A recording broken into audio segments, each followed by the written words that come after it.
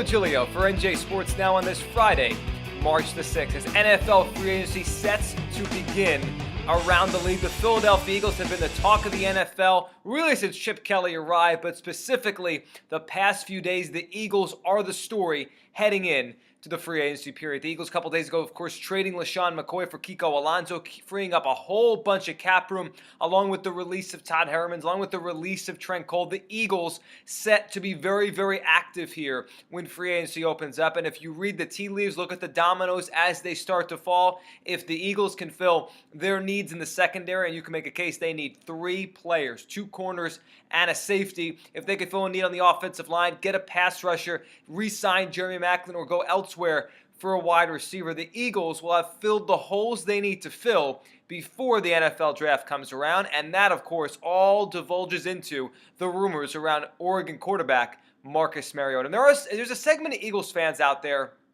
who are worried about this approach because, yes, the prudent, approach to building an NFL team over the years has been through the draft, not to trade away a boatload of draft picks for one player. Don't go crazy in free agency because sometimes, and many times in free agency, the players have flaws. They're not obviously as young as they are when they come out of a draft, more wear and tear. They don't play as well when they get closer to the age of 30 than when they're 22, 23, 24 years old. It's all a relevant part of the conversation here for Eagles fans as you start thinking about what the Eagles might do here. And for Philadelphia fans in particular, we can look at the Redskins, all their failures over the years. We can look at the Raiders, all their failures. But the Eagles, just a few years ago, had a major disaster of a summer in free agency, heading into that uncapped year of 2011 with Nnamdi Asomugha, Vince Young, Ronnie Brown. You go on and on and on.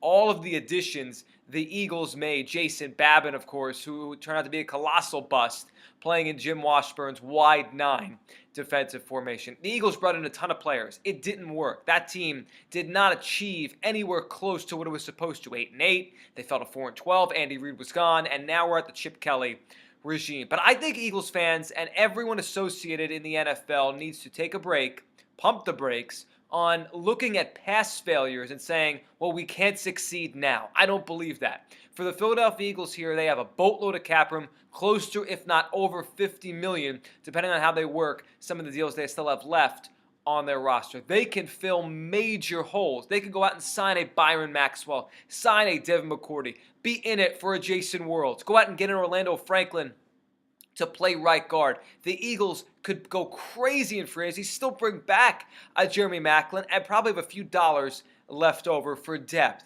as well. Yes, the dream team disaster of 2011 did set the Eagles back. It was, the tipping point of Andy Reid's tenure from when it went from good to bad, and of course Reid then was out of a job and on to Kansas City. That was a bad summer for the Eagles. It looked great on paper. Nnamdi Asomugha, of course, the poster boy for everything that went wrong. But just because it went wrong a few years ago doesn't mean it will go wrong now. If the Eagles are smarter now, if they do more homework now, if Chip Kelly's vision now is a more sound approach than whatever Howie Roseman and Andy Reid were doing in 2011, this could work. Doesn't mean it will. It could, though. And just because a failure happened a few years ago doesn't mean the Eagles should be aggressive here. The Eagles, with this head coach, with this group of players, are on the precipice of being a very special team if they add the right quarterback, which could be Marcus Mariota, and they put the right pieces on defense. They already have a very stout front 7. You add one more pass rusher, you get yourself a secondary, and the Eagles could be on their way here. In sports, we fear all the time the past. This went wrong, it'll go wrong again.